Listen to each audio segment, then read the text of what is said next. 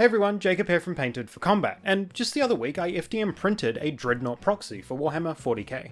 And this week we're going bigger and better, with an ancient dragon, ready for any TTRPG. 3D printed using just $4 worth of filament. We'll be covering where I got the files, we'll be looking at how to support an organic model like this, we'll take a look at the printing process and the hiccups that I ran into, and we'll even take a look at assembling and painting this mini. Let's get to it. Thank you to FDM Prints for sponsoring this video. I have something of an obsession with large dragon models for D&D. Not the best idea when you have very limited storage space for your minis, but hey, that's never stopped me. You could say that I have a fair amount of experience printing these colossal miniatures on FDM machines, but today is my first dragon project on the A1, so let's do it. My go-to place for dragon models is Rescale Miniatures. They have a ton of incredible dragon designs, and they seem to be slowly releasing models inspired by the 2024 D&D dragon designs. One of the recent files that I got my hands on and knew that I absolutely had to print was this copper dragon. It has such a powerful pose, and I know that it's going to look amazing on the shelf once it's painted up. So let's bring this model over to Orca Slicer and get going. First thing that I did was orient all of the pieces to minimize visible overhangs as much as possible, making sure to keep all of the front-facing and top surface areas at angles where they won't need supports. By doing this, any ugly parts of the print that are scarred by the support material will hopefully be on the underside of the model or on the connection points, so we shouldn't often see them on the assembled mini. Then the next step is highlighting all of the overhangs and going about painting in supports. I'm making sure to add supports to all of the areas that will be floating in midair and will need material under them so that they can print. And I'm also painting supports on any areas that have steep overhanging angles. Anything less than sort of 35 to 45 degrees. It can be quite hard for printers to cleanly print these areas that are suspended on such minimal material. These areas will often warp or curl without some support material to cling to. I'm using Orca Slicer for this project, which is my go-to slicer. For anyone that's used Bamboo Studio, it's very similar and feels much the same to use, but it just generates much nicer supports for models like this.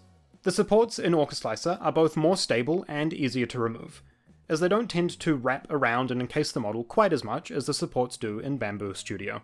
In terms of nozzle size and layer height for this project, there's a little bit of variation between the pieces. For the majority of the dragon itself, I used a 0.4mm nozzle, with a 0.1mm layer height. This model is massive, and using a smaller nozzle or lower layer heights would drastically increase the print time. And for such a big organic model like this, we're really not going to be losing too much detail with the slightly larger nozzle. With that said, I did swap over to my 0.08mm profile with the 0.2mm nozzle just for the head, to capture the maximum amount of detail in the eyes and the mouth. The head is a bit of a focal point for this model and definitely has the most intricate detailing, so utilizing the 0.2mm nozzle just makes sense for this part. And lastly, the base was printed on my Neptune 4 Pro with a 0.4mm nozzle at 0.12 layer height. If you want to grab the printer profiles that I used for this project, you can check out my Patreon down below. For just a couple of bucks, you can get access to the Painted for Combat community Discord, which is also the home to the download page for all of the printer profiles that I used in this video. With this model sliced up, it was time to print. The base printed without issue, as did many of the parts of the dragon.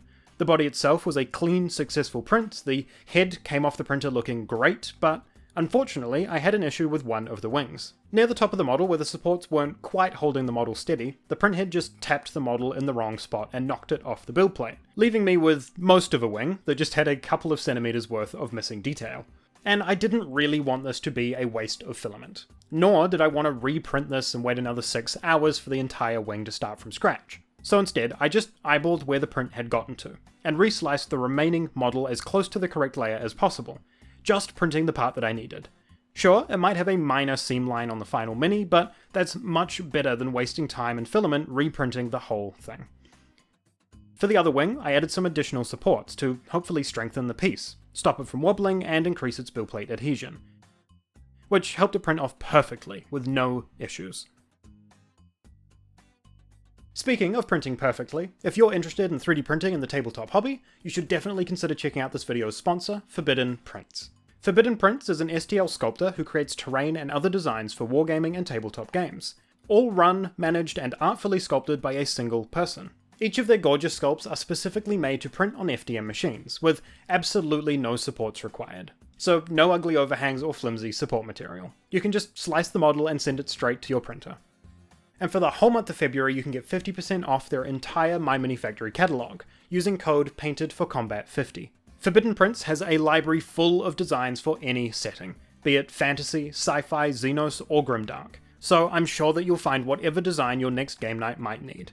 From the canyons of the pit to the hive's spiked forest, or you can check out their My Mini Factory tribes for monthly releases, like their February designs, an expansion on their District 12 reboot range, containing all sorts of active and crashed sci-fi vehicles to bulk out your battle maps. Each designed to print completely support-free and clip together with no glue required. No tedious cleanup, no messy assembly, just print them off and clip them together, ready for paint or play. So, if you're looking for the next set of terrain for your army or heroes to throw down in, consider checking out FDM Prints over on My Mini Factory. All of their links are down below. And don't forget to use code PAINTEDFORCOMBAT50 to get 50% off their entire store for the month of February. In total, this dragon took 28 hours to print, and approximately 210 grams worth of filament, which is only about $4 worth of material. That's really impressive for a model of this size, and not to mention that it was printed in 2 days. Printing a dragon used to be a week-long project in and of itself on my older, much slower machines. Now that we have all of the pieces printed, let's remove the supports and get this model assembled. Support removal was fairly straightforward for this model. I just took a pair of nippers and started peeling back the support material. Most of these parts came away without too much issue, with the biggest pain point actually being the supports around the mouth and the head spikes, but even then I had no real issues getting the model free.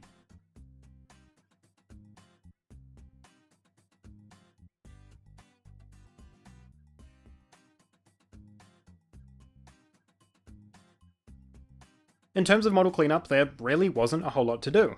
I knocked off some of the small overhanging blobs with a hobby knife, and roughly sanded down some of the overhanging layers on the connection points, just so that they sat flush when I got to gluing.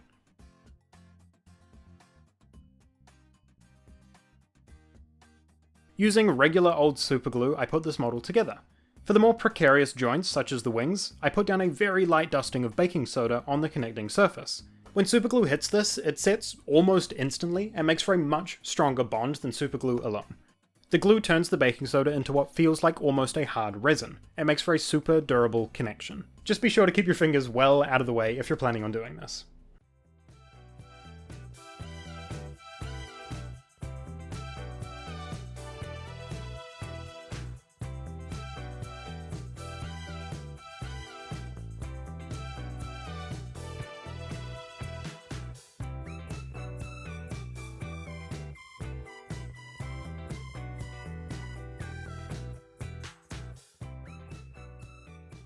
And for now, I'm just going to keep the dragon separate from the base, just to make painting a little bit easier. Speaking of, let's get to painting. I recently painted up this Age of Sigmar miniature for my D&D campaign, and I was super happy with the patinaed bronze look that I pulled off here. So I want to see if I can replicate that on this much larger scale. And the nice thing about this paint scheme is that it should let me use this as either a copper or bronze dragon. The materials look so similar anyway that you probably shouldn't need two separate miniatures. I find that these new Army Painter metallics are very fine, and can be a little bit temperamental when applied with a brush, so I wanted to see what they might look like through an airbrush. I first sprayed the model with Army Painter's Air Primer, to which I added some black and a little gloss varnish. The added black helps to actually be able to see where the primer has been applied over the grey plastic, and the gloss varnish helps to give the model a slightly less porous texture when we get to painting, as well as having the added benefit that it should help the metallic sit a little more flat, filling in any of those last few layer lines.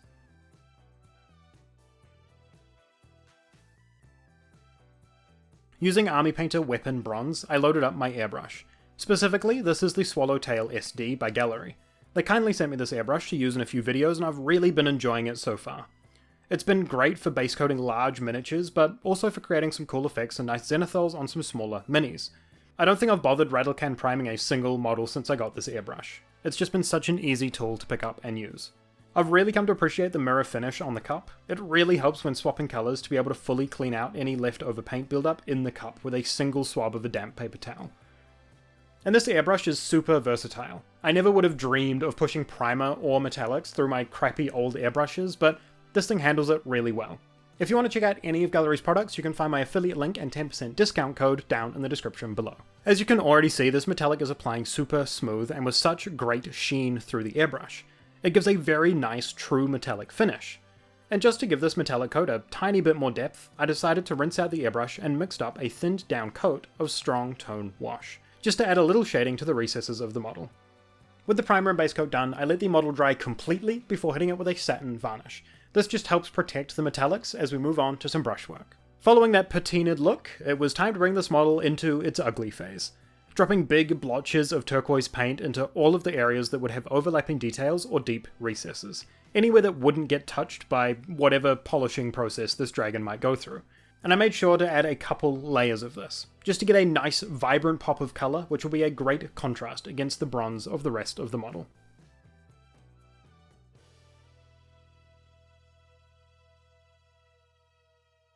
The next step is to tone down this patina, to make it look a bit more subtle and natural. I do this using overbrushing, which, if you've ever dry brushed before, it's a very similar process, but just with a little bit more paint left on the brush. I dragged this over the ridges and scales of the design, letting the paint almost streak down the scales and leave turquoise colour just accenting the recesses. I made sure to do this all over the model, paying close attention to the tail, where the biggest armour plates on the dragon would leave more patina behind, making sure to try and balance this with the rest of the model.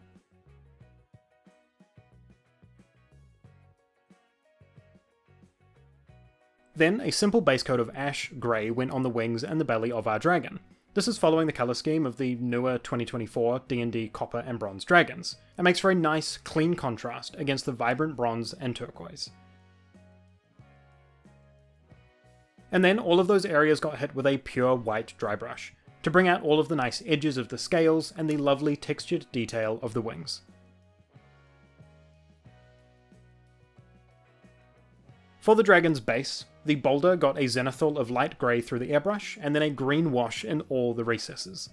I then hit this with a dry brush of ash grey mixed with some ancient stone, followed by pushing some various browns and greys around on the dirt and rocks underneath the boulder to add some interest to the ground and another colour to the model. And with a clean coat of black around the base rim, and a little more superglue to attach him to his base, that's one more ancient dragon complete.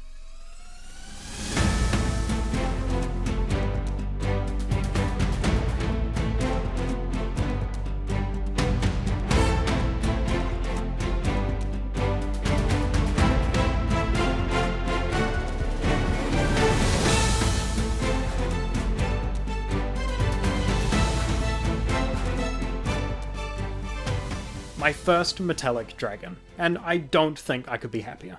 This is such a simple colour scheme, but I think it works really well on this model. And the print came out great. This will happily be sitting on the shelf with all my other dragons. I want to give another huge thank you to FDM Prints for sponsoring this video. Again, all of their links to their My Mini Factory and their tribes are down below. And don't forget to use code PAINTEDFORCOMBAT50 for 50% off their entire store for the month of February. Pick up some amazing looking, easy to print terrain that I'm sure will cover any tabletop need. Consider leaving a like and drop a comment. Let me know what your favourite D&D dragon is, or your favourite memory fighting dragons in D&D, or even just what's your favourite pop culture dragon in general. Feel free to subscribe to keep me popping up in your homepage from time to time, but most importantly, above all else, thank you so much for watching. And as always, have a good one. Before we wrap up, I just wanted to say a quick thank you to everyone that's checked out the Patreon so far. It's been amazing seeing such support come from that video last week. I really wasn't expecting to see that much reception straight away, so thank you so much. The Discord's already starting to thrive. We're seeing some awesome hobbying happening over there, so do consider checking that out if you want to be a part of that. But thank you again to everyone that's joined up over there, and I'll see you soon.